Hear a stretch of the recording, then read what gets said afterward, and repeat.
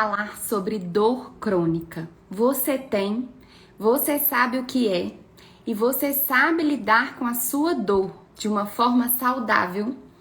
Na live de hoje, a minha expectativa é que você saia dessa live com uma nova perspectiva de olhar para a dor. Essa foi a maneira que eu saí quando eu participei da aula da Michele, que é a nossa convidada de hoje. Ela deu uma aula na minha pós, na pós que eu faço da Unifesp, do Instituto Mente Aberta de Mindfulness. E ela vai falar um pouquinho, uma fisioterapeuta especialista no tema, vai falar sobre dor crônica e como a meditação pode te ajudar nesses casos. Então, se você tem dor crônica, fique aqui.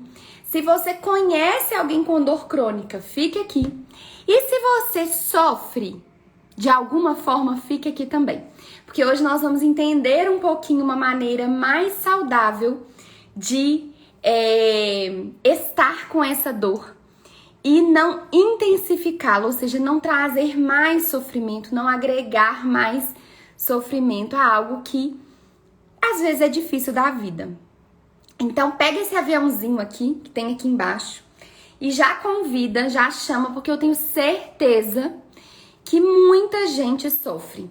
Gente, uma das coisas que eu aprendi com a Michele, eu já vou chamar ela, foi que a dor lombar na coluna é caracterizada como uma dor, pode ser caracterizada como uma dor crônica, e ela é a doença mais incapacitante do mundo.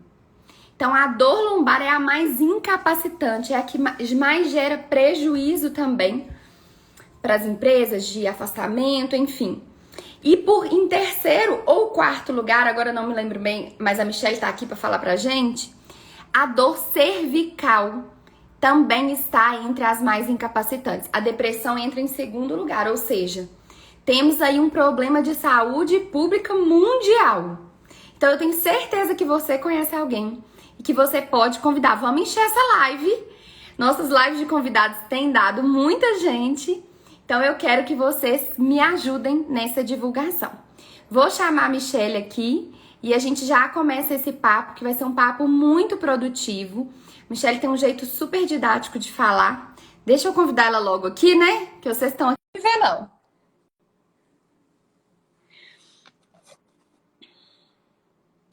Deixa eu ver aqui. Aceitei. Oi! Tudo bem? Tudo bem, e você? Tudo bem. Gente, a Michele, deixa eu contar. O que me atraiu nela? Assim, a forma dela falar sorrindo. Muito bacana. Eu super, assim, abriu as portas, sabe? Falei, eu vou convidá-la. Me senti super à vontade para isso. Né? A Michele deu uma aula para mim na pós, como eu estava falando, Michele. E eu até tava... esses dias eu perguntei lá, gente, vou fazer uma live de dor crônica. O que vocês querem saber? Então já encheu, eu vou trazer um tanto de coisa para você. Mas eu tive uma dor de cabeça, que foi considerada uma dor crônica por muito tempo. Até falei com a Michele durante a aula, assim, a minha forma de relacionar com a minha mãe impactava na forma que eu experimentava as minhas dores. Então hoje a Michele vai falar um pouquinho, uma visão mais ampla da dor, né? Que às vezes a gente tem só uma visão bem limitada mesmo do que pode ser a dor. Então é só trazendo um gostinho assim do que o pessoal vai experimentar aqui, viu, Michele? Seja bem-vinda ao nosso perfil. Muito obrigada por ter participado, por estar aqui conosco. Se apresenta um pouquinho, fala o que você faz, conta pra gente te conhecer melhor. Tá bom, Ma, muito obrigada pelo convite. Estou super feliz de estar aqui, até que enfim deu certo. Bom, pessoal, sejam todos bem-vindos. Essa live, eu até tô aqui sentada num cantinho. Eu falei, gente, quero fazer uma live um pouco mais leve. Eu acho que tem tantas aulas, né? Tanta coisa, conteúdo denso, que eu acho que a gente pode transformar isso num bate-papo, e quem quiser interagir, por favor, façam perguntas. Eu acho que fica de uma forma mais gostosa até para nós, né? Então, muito obrigada pelo convite novamente. É uma honra para mim estar aqui. Eu adoro falar sobre esse tema. Eu acho que a educação em dor, né? Entender sobre dor é o que faz toda a diferença na condução, até do trajeto de vida, de tratamento das pessoas. Então, eu gosto muito de falar sobre isso. Então, boa noite para todas as pessoas que estão aí. Realmente, como a Mayra falou, vamos convidar todo mundo para participar, porque quanto mais pessoas souberem, mais pessoas, né, dividirem as suas histórias com a gente, mais a gente consegue também trazer um pouco de conhecimento. Então, eu sou fisioterapeuta, eu trabalho com dor crônica há mais de 10 anos. O mindfulness foi uma das coisas que fez parte da minha vida, a partir do momento que eu comecei a ver que muitas das terapias convencionais que a gente oferecia para os nossos pacientes, elas eram insuficientes, né? E visto a necessidade de atrelar alguma coisa em que a gente pudesse somar na abordagem desses nossos pacientes. Então, foi para aí, por isso, né? E junto com esse movimento, a ciência veio trazendo para a gente muita evidência, muita resposta, né? E isso foi bacana. Então, é por isso que hoje eu tô aqui, hoje eu tenho levantado bastante essa bandeira, mas não por paixonite, né? Eu trago porque realmente são estratégias que a gente tem que usar na reabilitação de pacientes com dor crônica, saindo daquele convencional que é remédio, medicação, choquinho, medicação não, desculpa, falei errado, cirurgia, né? Então a gente está aqui justamente para esclarecer algumas dúvidas que são bastante comuns, e é isso aí. Então, não sei se eu respondi o que você gostaria, mas é isso. Não, é isso aí. Eu até estava falando, sabe, gente, com a Michelle mais cedo. Falei, Michelle, eu quero que seja leve mesmo. Por quê? Porque eu creio que as pessoas que sofrem disso ou convivem com alguém que sofre, conseguem experimentar, assim, de uma condição difícil, né? Então, assim, não é um quadro fácil. Eu creio que as pessoas estão tão bem sofridas já chegam sofridas, às vezes com desesperança. Então, assim, se a gente puder trazer um pouquinho de esperança, que nem sempre, né, o médico ou o profissional responsável consegue passar isso, né, até pela função ali, não tirando aqui qualquer julgamento, mas tem pessoas com experiências também ruins, a forma de falar, a forma de passar essa mensagem. Então, gente, que seja uma forma de trazer leveza para algo que é difícil em muitos momentos. Mas eu vou começar te perguntando, Michelle, depois eu já tô vendo as perguntas do pessoal aqui, tô pegando e vou te passando aos poucos. Me conta uma coisa. O que a gente sabe que a dor, eu até comecei falando, né, que a dor lombar é a mais incapacitante do mundo. E aí uma pessoa me perguntou hoje assim, Maíra, minha mãe foi diagnosticada com hérnia de disco. A pessoa acabou de perguntar para mim. Isso é considerado dor crônica? O que faz uma coisa ser considerada dor crônica ou não? Esclarece pra gente um pouquinho. Com certeza, querida. Bom, a gente tem vários tipos de dor, né? Mas quando a gente diferencia no tempo, a gente tem a dor aguda, que é aquela dor que acontece no momento em que você tem um machucado, no momento em que você trava as costas, né? Você tem um quadro, uma resposta do seu corpo, e aí a gente poderia chamar isso de um sintoma, uma sensação, que é resultado de um estímulo, né? E esse estímulo pode ser diversos, né? Então a gente tem o estímulo nociceptivo, que é aquele estímulo mais convencional que a gente está acostumado, que é o estímulo em que quando eu piso num prego, por exemplo, sensores vão me levar a informação lá para o meu sistema nervoso central. O meu sistema nervoso central vai interpretar aquela informação e vai gerar uma resposta de dor secundária a esse estímulo. Existem outros estímulos, por exemplo, uma dor neuropática, que pode ser uma dor aguda, né? Que é a dor da compressão do ciático, por exemplo. Então, ela vem do nervo, né? Existem outras dores também que podem ser oriundas de outros mecanismos que se intercalam por esses processos. E aí a gente tem a resposta de uma sensação naquele momento, tá? A dor crônica, a gente não considera mais como um sintoma. A dor crônica, ela é a própria patologia, né? Então, por que isso acontece?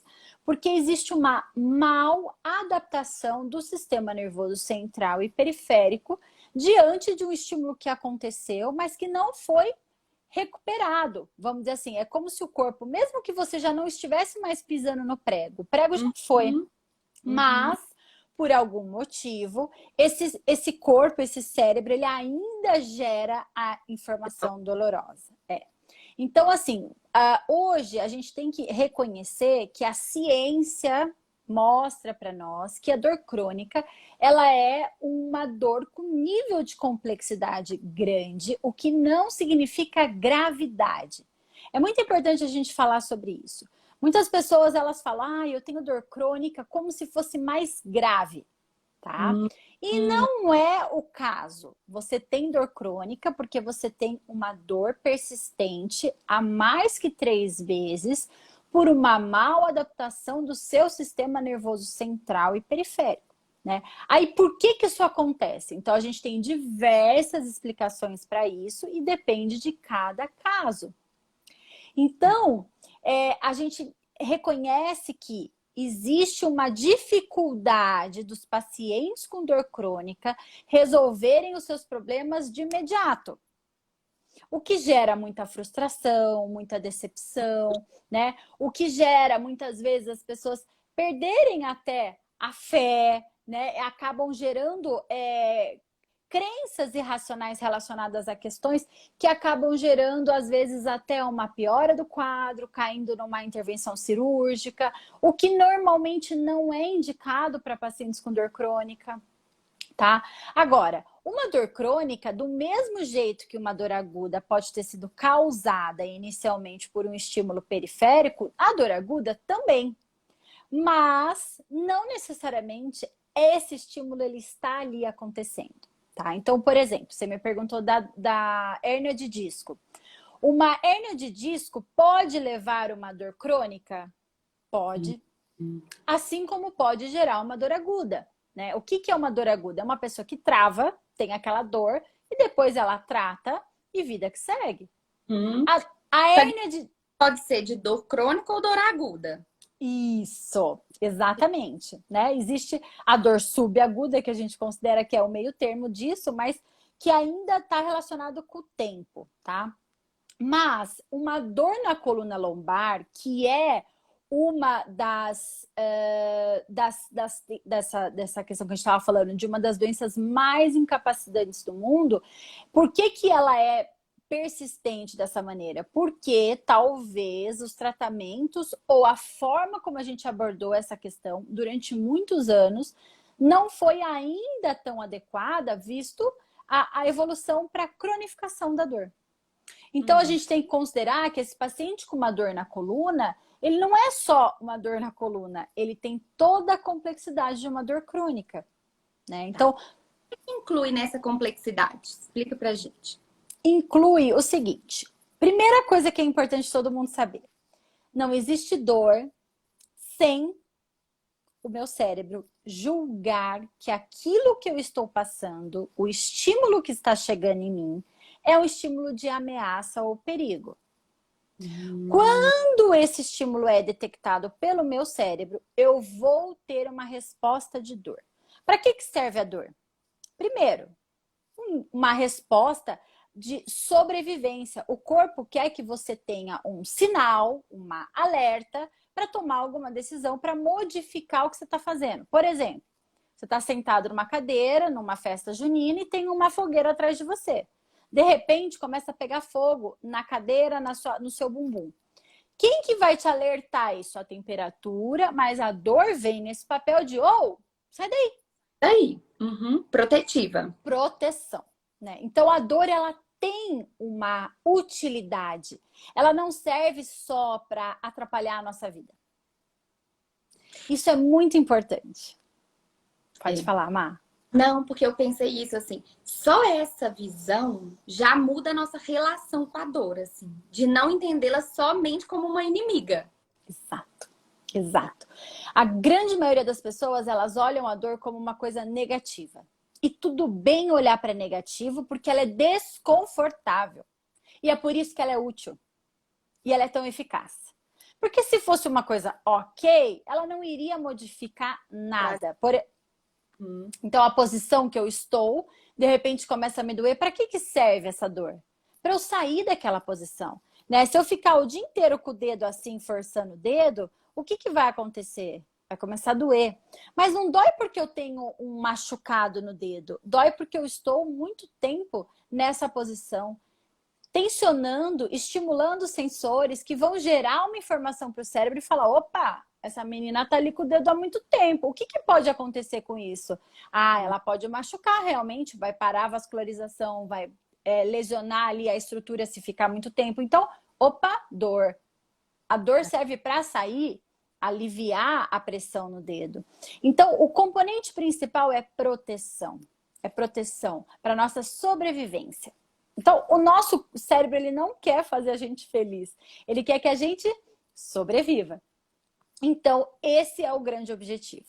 Aí, o que acontece? Quando a gente fala de dor crônica, existe uma falha de processamento desse sistema. Então, existem áreas do nosso cérebro que são responsáveis por receber essa informação periférica, que vem das partes, né? Braços e corpo. Do fogo no bumbum. Exato, de uma forma geral. E que vão receber essa informação e vão interpretar. A partir do momento que acontece essa interpretação, né, o cérebro vai julgar se aquele estímulo que está chegando, o contexto que a pessoa está vivendo, é um contexto de ameaça ou perigo. Se for, ele vai sentir dor. Se não for, ele não vai sentir dor. Exemplo, um lutador de MMA. Ele leva porrada na cara o tempo todo. Ele leva estímulo nocivo o tempo todo. Por que que ele não sente dor? Ou por que que ele sente dor e continua fazendo a tarefa que ele está fazendo? Ele não vê como ameaçador. Exatamente. Aquilo é o prazer, a profissão, seja como for. Ele não enxerga aquilo como uma ameaça. O contexto... Agora, se você está no meio da rua e você leva um soco na cara, ou você leva um soco na cara de uma pessoa que você gosta, como que vai ser a dor?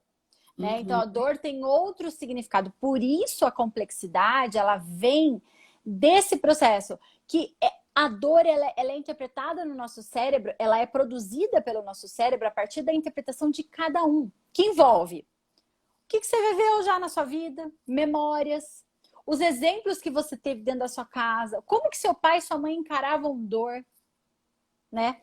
E o seu estilo de vida. Por quê? Por exemplo, se eu sou uma pessoa que eu sou muito amedrontada por algum motivo, eu não me exponho, eu não faço atividade física, meu corpo é frágil dentro da minha percepção. Qualquer estímulo que chegar vai ser interpretado como ameaça porque eu sou frágil. Vou te cortar, porque essa foi uma das coisas que mais me deu uma luz, assim, quando você falou na aula. Eu tô revendo, viu, gente? Tô aprendendo tudo de novo com vocês.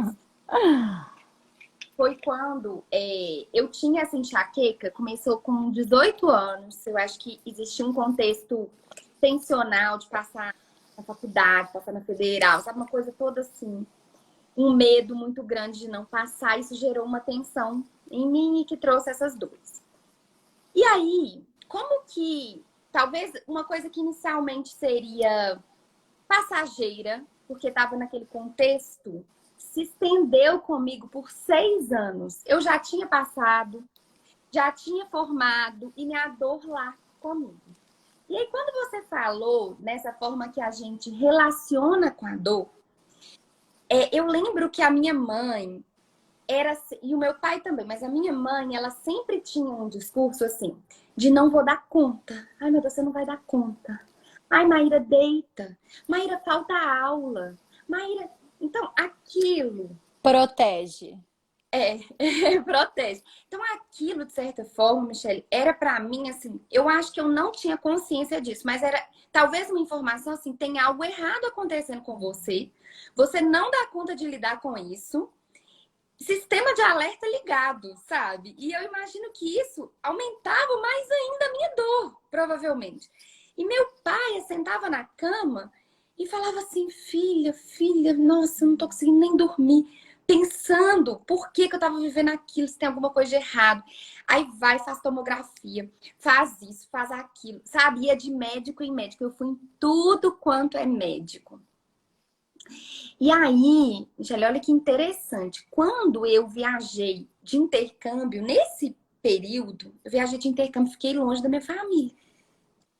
E eu fui sacar que eu não tive tanta dor lá. Olha que louco!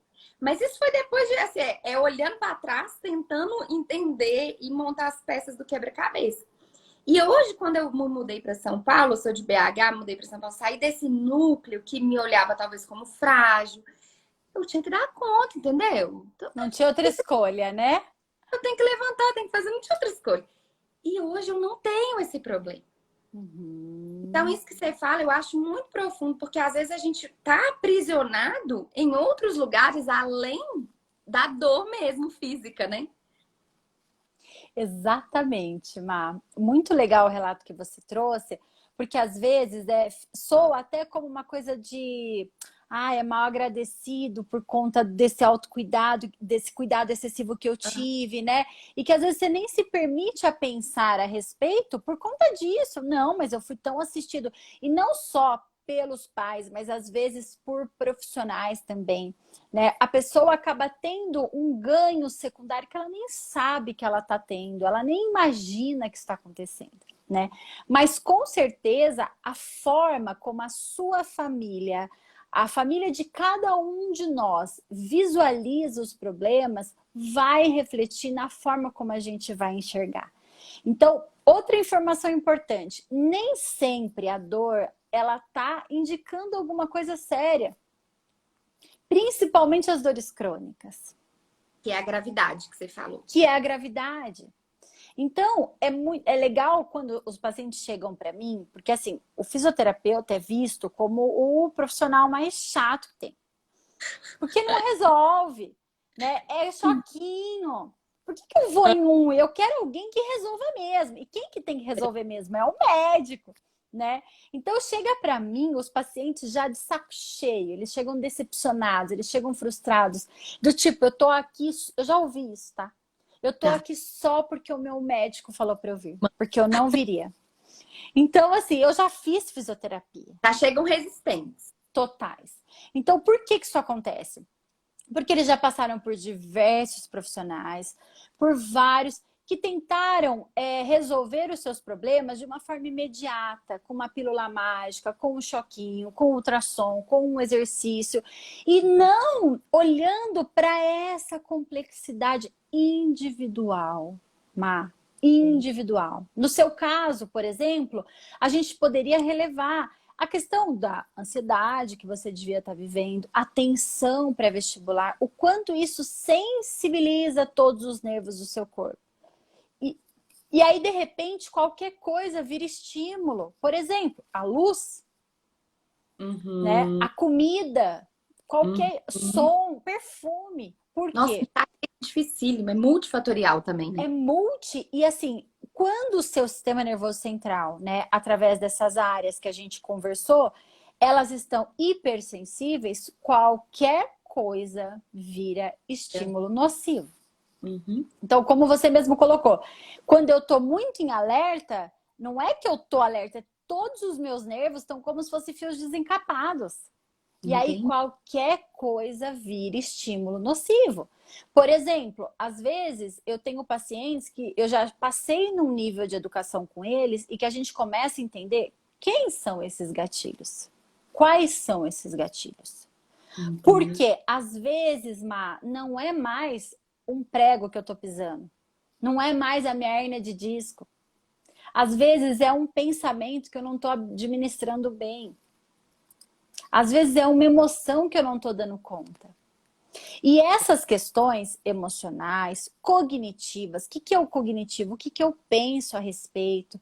As memórias que eu tenho relacionadas a isso, né? Todo um contexto que está acontecendo ao meu redor, se eu estou infeliz no meu trabalho, se eu estou infeliz no meu casamento, eu não consigo ter um sistema funcionando de uma maneira perfeita. Eu vou ter um sistema sensibilizado. Esse sistema sensibilizado vai facilitar que a interpretação do meu cérebro em relação ao estímulo seja um estímulo de ameaça e perigo. Aí ele envia a dor. Aí ele envia a dor. Perfeito. Pode falar. E só para finalizar, né? Por que que a dor ela fica num local? Né? Então, o que que acontece? Inicialmente, eu tive algum estímulo, né? E na dor na coluna acontece muito isso. O paciente, quando ele trava na primeira vez, existe uma resposta muito intensa de medo. O medo vai fazer o quê? Vai desencadear todo um cuidado excessivo com a coluna. Nesse momento, o meu cérebro memoriza que o problema é na coluna. Aí ele localiza ali. Aí eu viro muitos dos... A gente sabe que existe modelos, né, de evoluções. Então, pacientes que lidam com isso de uma maneira ok, tipo, travei, eu vou tomar o que preciso, vou fazer o que é preciso e tá a vida que segue. Ele vai recuperar de um jeito. Agora, aquele que travei, e agora como é que eu vou fazer para trabalhar? Nossa, minha vida vai acabar, nananana. Medo engata outra resposta de recuperação, que está associado com uma maior chance de cronificação. A mudança do comportamento físico, emocional e cognitivo. A gente muda a forma de se comportar. E isso vai influenciar na cronificação, porque daí o meu cérebro ele vira hipervigilante. Por que que na meditação a gente gosta, né? Vou só dar um... Sim. Porque a atenção, ela é o grande foco da meditação. Paciente com dor crônica, ele é um paciente hipervigilante em cima do problema dele. Não porque ele quer, mas porque ele só consegue pensar nisso, ele só consegue colocar o foco de... Pensamento já. É isso? Oi? Ele tem esse padrão de pensamento com ele. Ele tem um padrão de pensamento de até ruminação relacionada ao problema. Né? Então, se ele já foi no médico, se ele já foi... Ele sente uma frustração do tipo, não é possível. Ninguém resolveu, ninguém sabe o que eu tenho, ninguém me dá um diagnóstico melhor. Como é que eu consigo continuar com isso? Isso vira o foco da atenção da pessoa. E aí o cérebro ele considera o quê? Bom, se isso é muito importante, eu preciso proteger. Tá. Protejo como? Tensão, tensionando, músculos tensos e dor. Assim ela não mexe. Aí você vai numa pessoa, num profissional de saúde que vira e fala, não, realmente, não mexa seu corpo, você precisa de repouso, aí você fortalece a crença de que realmente é frágil. Entende? Você falou na aula da importância do movimento, assim, de você... dessa relação de movimento com a melhora da dor? Você falou uma coisa assim, não falou? Sim, justamente. Quando você está nesse processo de fragilidade, o que seu corpo faz? Evita movimento. E cada vez mais você vai tendo menos movimentos. Porque você fez um movimento do eu, o cérebro já memorizou. Opa, mexer para cá dói. Por que eu vou mexer 2 vezes? Coloquei meu dedo numa chapa quente, queimou. Por que eu vou botar a segunda vez? Só que o grande lance é que o movimento fisiológico normal não causa problema. Eu não preciso ter medo da dor. Então, quando eu avanço nesse nível e eu entendo que, ok, eu só estou mexendo o meu pescoço, por mais que eu sinta dor e rigidez, é porque o meu corpo está reagindo dessa maneira com muita intensidade. Deixa eu mostrar para ele que tudo bem mexer um pouco. Nesse caso... que você vai ganhando. Naturalmente. Então, você gera o quê? Os seus músculos, eles começam a se movimentar de uma maneira adequada, não com aquela rigidez e travamento que não tem tanta necessidade naquele momento. Isso é útil quando? Quando eu tenho um quadro de fratura, por exemplo, quando eu tenho uma compressão na medula, eu preciso ter uma resposta de tensão muscular para proteger, para imobilizar. Né? Agora, quando eu tenho uma questão que já está descartada qualquer possibilidade de uma gravidade, eu vou passar para a recuperação. Então, o movimento, ele traz essa informação de lubrifica a minha articulação, é bom movimentar. Eu produzo óleo natural da minha articulação. Eu faço com que os meus músculos, ele aumente a vascularização da região e, principalmente, eu mudo a forma que o meu cérebro registrou que ali não pode mexer. E aí eu torno aquela região menos frágil. Opa, aí meu cérebro faz assim, ó, opa, não, mas se ela tá mexendo, tá caminhando, tá correndo, então tem alguma coisa aí que tá tudo bem, não tá tão ruim assim. Entende? Outra revelação. Segura, Michele. Vai! Voz de luz, de revelação. Porque eu caí de cóccix. Quebrei meu cóccix 2 vezes já. Presta atenção, sou canhota, minha filha. Eu sou um desastre, entendeu? Escorrego, uma coisa de louco. Aí, quando eu quebrei, eu desenvolvi. Aí você falou de tensão, eu lembrei direitinho. Eu desenvolvi uma tensão nessa região, porque inicialmente doía muito. E realmente, se eu fosse assim. Eu lembro que eu tive que ir carregada para o hospital, assim, tamanha era a dor para fazer a imagem, enfim. E aí, isso me assustou. É uma coisa assim, gente, tipo, tem alguma coisa errada comigo, a minha coluna, eu posso parar de andar, sabe assim? E tinha uma dor muito grande do machucado, da lesão naquele momento e tal. E assim, o tratamento é repouso, imediato, assim, tudo bem. Só que parece que eu assimilei a ideia de repouso e de não usar aquela região, que eu comecei a sentar com a banda de lado, sabe? E eu tô sempre sentando. E eu já me peguei várias vezes, falei assim, Maíra, nem tá doendo mais, entendeu? Volta. E aí, quando eu faço a academia, quando eu faço aquele abdominal que assenta, o meu personal, eu sempre que ele ia fazer esse, não, vou mudar. Ele falou, Maíra, pode fazer. Eu, não, porque ele vai encostar ali. Ele falou, mas vamos ver se dói. E não doía. Ali já pré-programado a fazer aquilo. Então, essa consciência de você lembrar que tá tudo bem, de normalizar a sua relação, de voltar ao movimento aos poucos, e mesmo que doa, né? No caso, o meu não doía, mas mesmo que doa, de lembrar que tá tudo bem, que não tem nada errado com você, vai te fazendo voltar. Hoje eu tô assentando mais normal do que antes. Eu acho que eu estaria assim. Perfeita essa colocação, uma contribuição muito útil, porque essa é a realidade. Né? Então, mesmo que você, o que acontece muitas vezes? As pessoas, eu travei uma vez minhas costas e aí hoje eu tenho dor no joelho. Por que aconteceu? A gente pensa na mecânica da coisa automaticamente. Então, né, desequilibrou a força. Gente, o nosso corpo, ele é sábio demais para exatamente, para não ser capaz de se adaptar às questões. Sabe? É que nem, por exemplo, se você pegar como que um amputado, por exemplo, ele dá conta de colocar uma prótese e viver a vida e fazer um esporte? Como que a pessoa consegue fazer isso? Se a gente, né?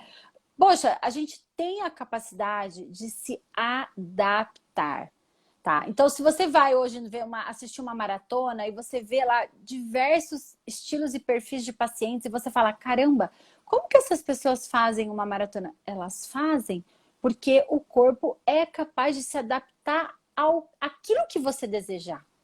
Então, sabe, ter fé mesmo no sentido da sua capacidade. A gente pode chamar isso de todas as forças que a gente quiser, mas assim, dentro de nós temos uma inteligência muito forte, que ela vai ser tanto para bom quanto para ruim.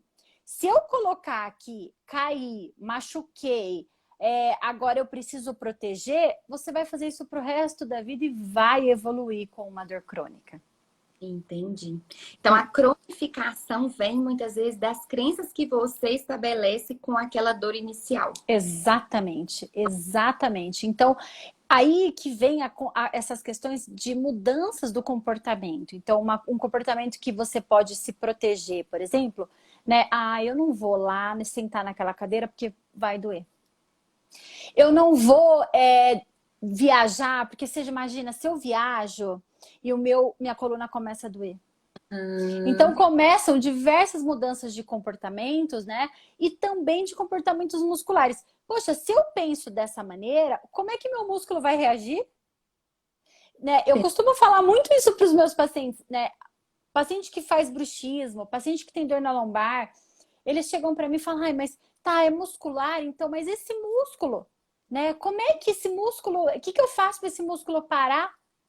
Eu falo, gente, o músculo não vive sozinho, ele não contrai sem um estímulo. Existe um nervinho que fala para ele assim, ó, contrai esse músculo aí. E esse carinha vem daqui. Né? O bruxismo, eu ranjo meus dentes, vou lá e boto botox. Por que você está rangendo o dente? O músculo não contrai sozinho. Existe um estímulo por trás.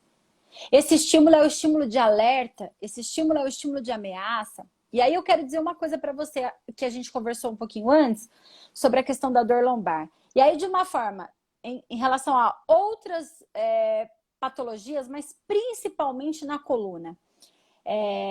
A gente tem hoje uma baixíssima correlação de proporcionalidade entre dor e achados nos exames de imagem.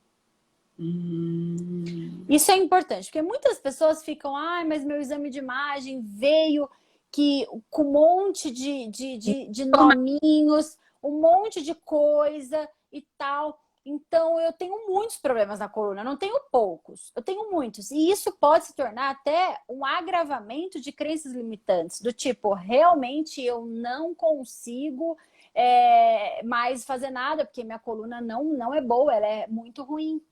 Então, o que eu quero dizer com isso? A gente vai falar um pouquinho de enxaqueca sim, Dani. Que não necessariamente o exame de imagem ele vai indicar o quanto de dor que a gente vai ter. Às vezes, por exemplo, eu posso ter uma dor muito forte e não ter um exame com nada, ou eu posso ter uma dor leve e com um exame que mostra um monte de coisa feia. Entendi. E posso ter pessoas que são assintomáticas, com uma coluna horrível. A ATM é a mesma coisa. Entendi. Então, a gente sabe hoje que são achados de imagem que têm que ser correlacionados a partir do momento da apresentação clínica do paciente. Então, nem todo mundo. A enxaqueca é um exemplo disso. A enxaqueca é um exemplo disso. Por que a enxaqueca dói tanto?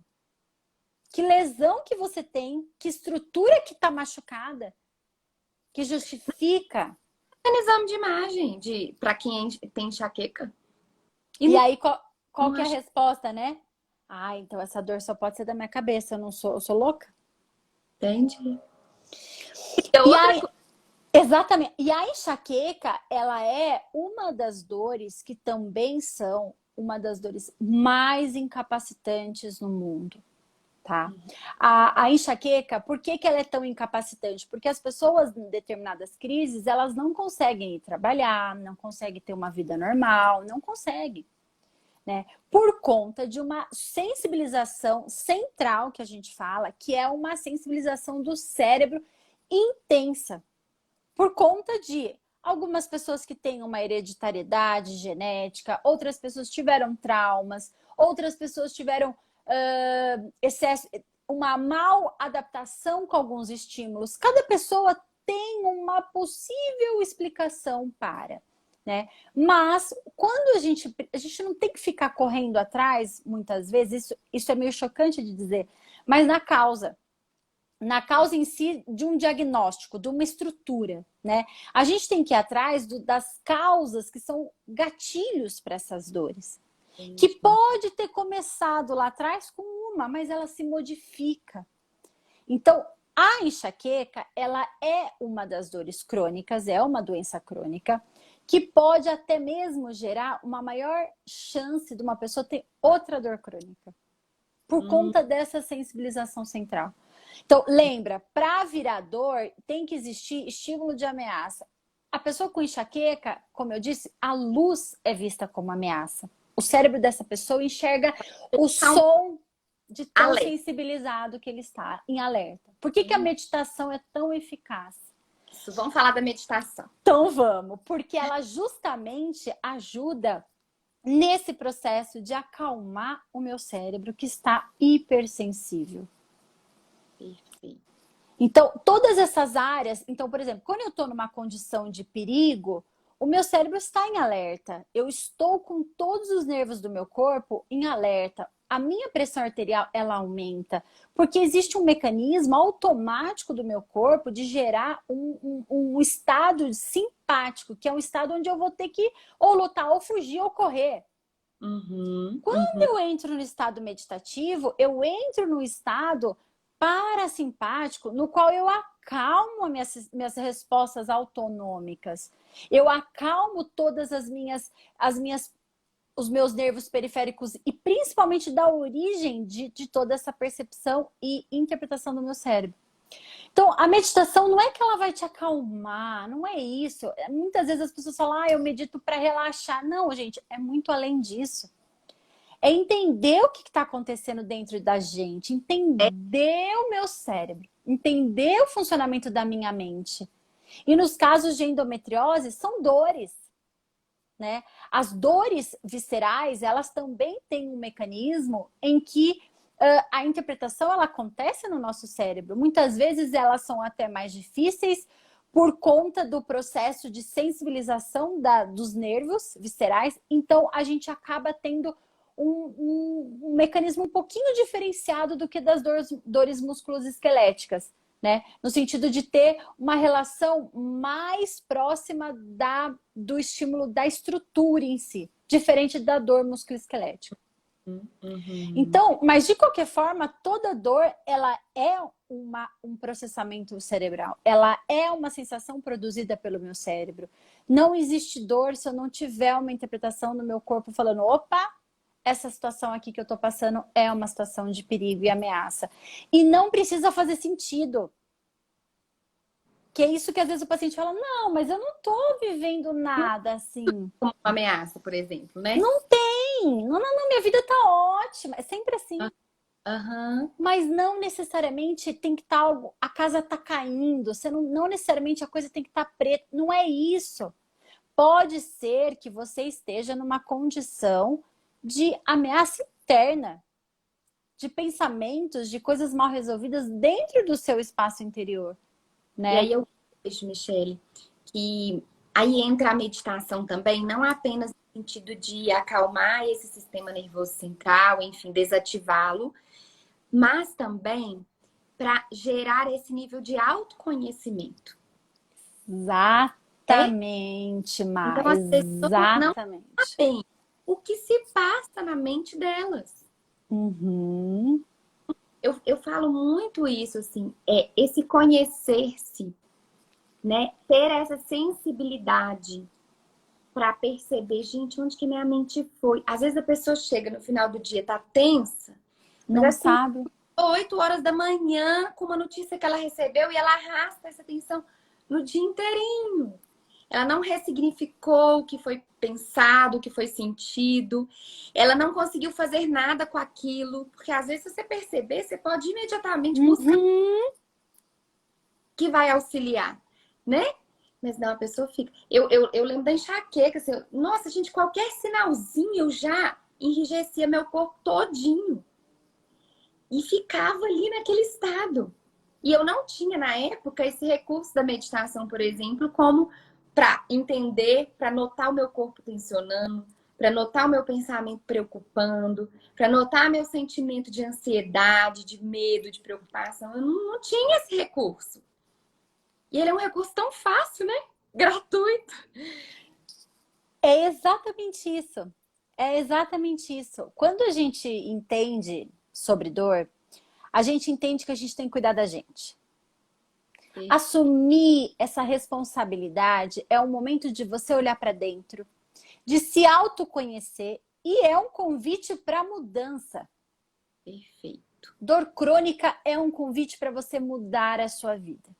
E não é mudar no sentido de, né? É lá dentro mesmo, na maioria das vezes, né? Então, coisas... Tratamento, né? Oi, querida, cortou. Não é o tratamento, é se tratar diferente, né? É isso. Então, assim, muitos pacientes buscam soluções imediatas, soluções de profissionais que são ótimos. né? Ai, você que é bom nisso, né? Então é você. Quanto custa? Eu pago para você tirar minha dor. E aí eu falo, não, não é isso que eu quero. Eu quero que você se abra para um processo para que você modifique coisas que a gente vai identificar que precisam ser modificadas com leveza, com muito amor por você. Porque é isso, né? A gente olha tanto para fora, Má, tanto na busca do cuidado pelo outro, na satisfação profissional, na satisfação pessoal, e a gente esquece de olhar para dentro e falar, que é o que você falou, eu não tenho consciência que eu não tô legal. Eu tô tocando o barco, eu tô olhando para fora. Eu não tô percebendo que eu tô mal. Quando que eu percebo? Quando o meu corpo grita. Quando ele tá passando mal, a reação de rinite alérgica, totalmente também tem tudo a ver. Tudo que a gente fala de sistema imunológico tem tudo a ver com essas questões. Só que poucos profissionais, eles conseguem entender essa complexidade, ter paciência com o paciente. Né? Por quê? Porque todo mundo quer aquela resolução imediata que, gente, desculpa, ela vai te aliviar só.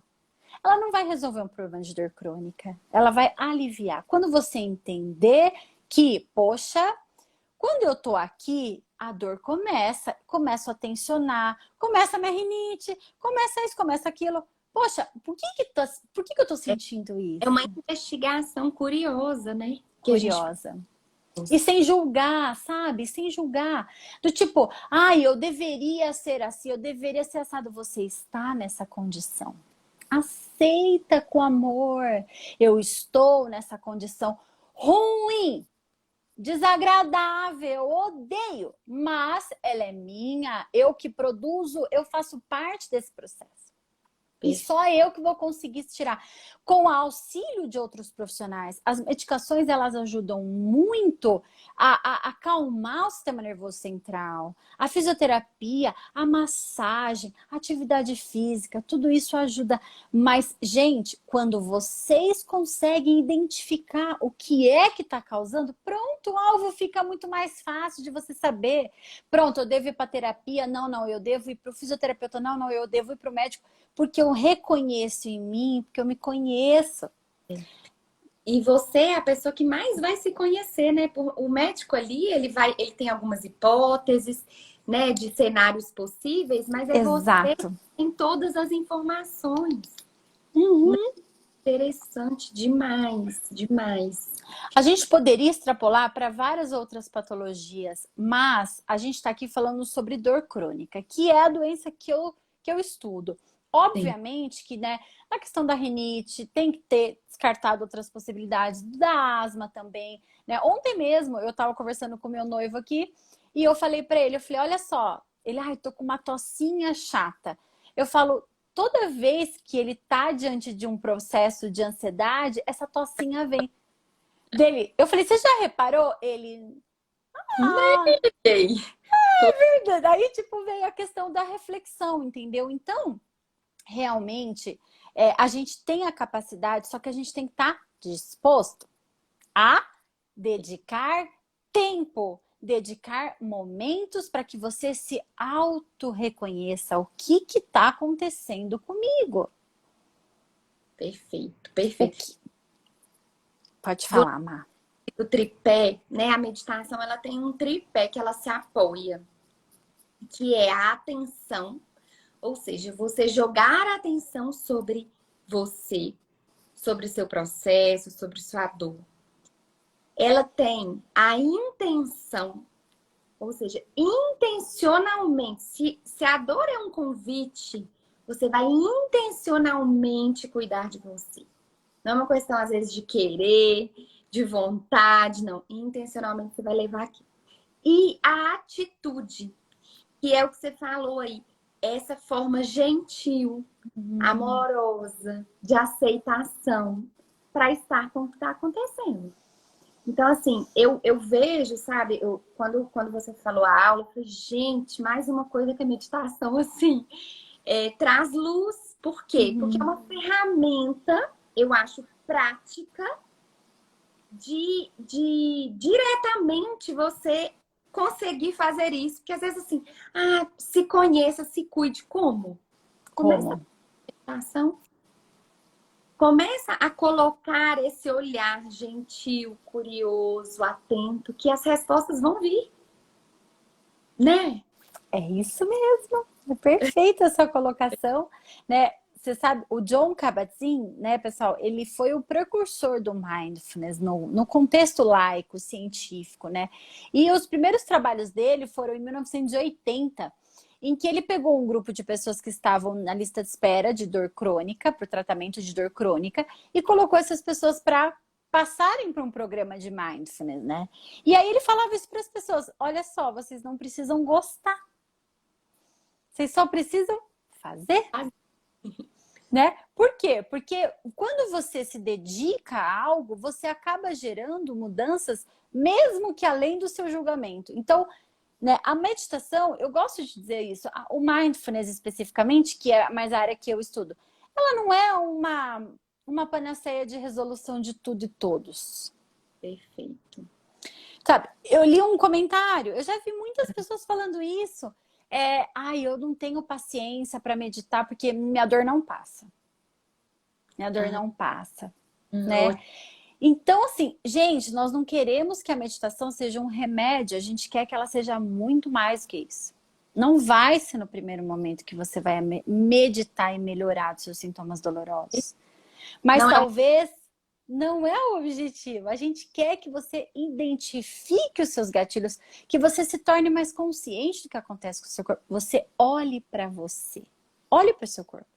Reconheça o que está acontecendo com ele. Cuide com bastante amor e compaixão para que você possa ter estratégias para resolver o seu problema. Então, se a dor está relacionada com ameaça e perigo, a meditação ela vem justamente para trazer o oposto disso. Ei, tá tudo bem. Por mais que tá tudo bem. E se você fizer isso o tempo todo no corpo, se você conseguir trazer isso como uma estratégia, com certeza ela vai te ajudar. Você viu o consultório, desculpa, pessoas que vem com um caso bem crônico, assim, e que conseguem melhorar, Michele? Traz essa experiência pra gente. Eu tenho graças a Deus, assim, eu dei um salto na minha carreira em que eu acreditei na capacidade do entendimento, da meditação, da fisioterapia e desse cuidado como... Eu não sou coaching, eu não tenho formação para isso, mas é como se eu quisesse e causasse no paciente uma reorganização da vida dele. Eu ajudo ele a isso, basicamente. Então, assim, foi um passo que eu dei na minha carreira que eu saí de protocolos, né, de métodos, de clínicas, para trabalhar sozinha num cantinho em que eu pudesse colocar isso no meu dia a dia. E graças a Deus tenho vários pacientes que melhoram. Porque a gente consegue trazer a calma para encarar o processo de dor. Então, a mudança de que a dor ela é um sofrimento para tipo, a dor faz parte da minha vida, o meu corpo me alertando e eu preciso cuidar dele. Então, eu gosto muito de trabalhar com isso. A grande maioria dos meus pacientes são pacientes com dor crônica e que não são pacientes fáceis. Não são pacientes fáceis. Às vezes chega um pós-operatóriozinho, uma dorzinha aguda, eu falo, ai, gente, que delícia, tão gostoso. Mas assim, o que me move é um paciente com dor de 10, 15 anos que sai e que fala, eu tô muito melhor, hoje eu cuido de mim. Bonito. Sabe? E não é nada assim, né, que eu seja alguma coisa. Não é isso. O paciente aprende o tamanho que ele é. Ele aprende as ferramentas que ele precisa ter para cuidar dele. E é muito lindo esse reencontro, sabe? Mas eu creio que tem de você também como profissional de trazer luz, de ser uma ponte para esse despertar, para esse autoconhecimento, para essa nova gestão. Então, assim, aproveitando aqui o final e já conduzindo para a gente fechar, obrigada, sabe? Obrigada pelo seu trabalho, porque eu acho que nós precisamos, eu falo que o profissional da saúde é esse que traz luz aonde existem trevas, né? Que eu alinho muito isso com Deus. Deus é esse que traz essa luz para esse lugar. E você falou uma coisa interessante, Michelle, assim, de fé, sabe? Você falou assim, eu acreditei nesse caminho. Então, ter fé talvez é o ponto inicial. Acreditar numa conduta amorosa e gentil, gerando frutos, né? Porque para mim é isso, o amor ele vence, né? Jesus veio mostrar isso, então eu acho que transpor isso para nossa vida é nessa fé. Ter fé no sistema e no corpo que Deus nos deu. Então, acreditar, confiar nesse corpo, amar esse corpo com todos os sistemas que ele tem. Então, esse corpo com dor, né? Falando aqui para o meu público, Michelle, assim, Deus fez. Deus fez esse sistema de dor. Reconcilie com isso, né? Reconcilie com a sua natureza como um todo. Creia, tenha fé nisso. Então, eu fico muito grata mesmo. Eu amei te ouvir. Eu vi a Dani falando que a Dani é uma pessoa que tem enxaqueca diária. Ela falou, nossa, me trouxe esperança. Ah, que bom. De ler aquilo ali, já, eu acho que a gente cumpriu o nosso papel. Sim. Ai, muito bom, Mi. Obrigada. E me conta aqui, onde que você atende para as pessoas saberem um pouquinho do seu trabalho? Eu atendo aqui em Campinas e atendo também online, né? Com o esquema de pandemia, a gente tem feito bastante atendimento online, telereabilitação também, mas eu atendo aqui em Campinas. E me disponibilizo para conversar, para a gente, se precisar, né, ter algum cuidado com algum paciente específico, me manda mensagem, vamos conversar. E foi muito bom, eu espero ter ajudado, então, trazido esperança para algumas pessoas. E de verdade, nossa, muito obrigada, Má, muito mesmo, foi muito gostoso. Delícia. Gente, vão lá seguir a Mi, entendeu? Ama ela se precisar. Eu falo assim, é uma relação, né, de cada um com cada um, mas os profissionais, eles podem ser grandes auxiliadores nesse processo. Então, assim, se você está se sentindo perdido, busca a Mi aí, que é especialista nisso. E vamos construir essa gestão interior e da vida com mais gentileza, leveza, cuidado. Com certeza. Eu disse em São Paulo, me avisa que eu Tá tô bom, aqui, a gente vai combinado. combinar de encontrar pessoalmente, tá bom? Combinado. Muitíssimo obrigada. Um grande beijo para você e para todo mundo. Foi muito carinhosa essa live. Adorei. Vou deixar Obrigada. ela, viu? Ah, legal. Boa. Ótimo.